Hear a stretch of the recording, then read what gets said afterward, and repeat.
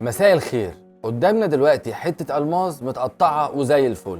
حد سأل نفسه قبل كده هي اتعملت كده ازاي؟ وطبعا زي ما اتكلمنا في الحلقات اللي فاتت ان الألماظ واحد من أصلب المواد اللي يعرفها الإنسان، ولما بيلاقوه بيكون كتلة خام زي اللي هوريها لكم دلوقتي على الشاشة. فمن الطبيعي الناس تسأل هو بيتقطع ازاي ده؟ بس قبل ما تعرف بيتقطع ازاي لازم تعرف الخطوات اللي بتحصل قبل القطع ده كله. أول حاجة هي عملية التخطيط، ودي بيتم فيها عمل مسح ضوئي كامل للقطع عشان يتعمل لها نموذج ثلاثي الابعاد على الكمبيوتر، ومن هنا الشركه المصنعه بتقرر ايه افضل طرق القطع والتشكيل. وطبعا زمان الكلام ده كان بيتعمل بانسان بعينه، هو يبص كده على القطعه يقول دي لونها ايه وهتقطع ازاي. وبعد كده نيجي لمرحله الشق، وفي الخطوه دي الالماظ بيتحط في قالب من الاسمنت او الشمع علشان يتثبت في مكانه. وطبعا بسبب المسح الضوئي بنعرف ايه اضعف حته في الالماظ، فنضربها ضربه قويه باداه بتتسمى دايموند كلايفر، وهي حاجه كده عامله زي الساطور يعني، فبيتشقق لقطع اصغر.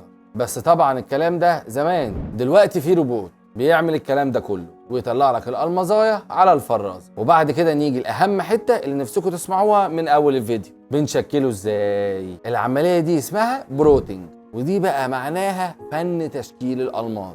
شايفين؟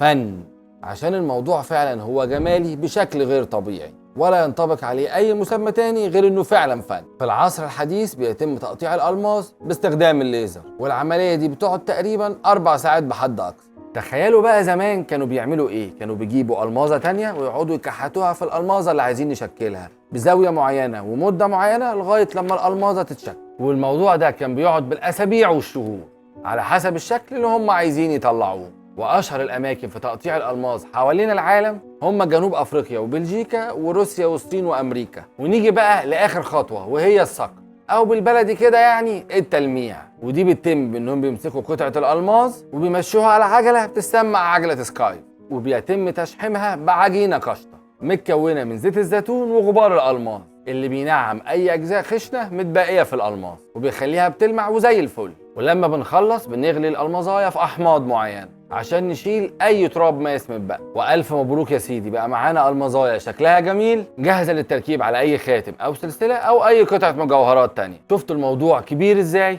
احنا بقى في مجوهرات الطويل هنديك الفص على طول، تديه بقى هديه لحبيبتك لمامتك لمراتك زي ما انت عايز، من غير ما تتعب في تقطيع ولا حاجه. ولو عايز تعرف ازاي تشتري فص الماظ شوف حلقه اسرار شهاده الالماظ. كان معاكم دكتور ياسر الطويل، وده الجواهرجي.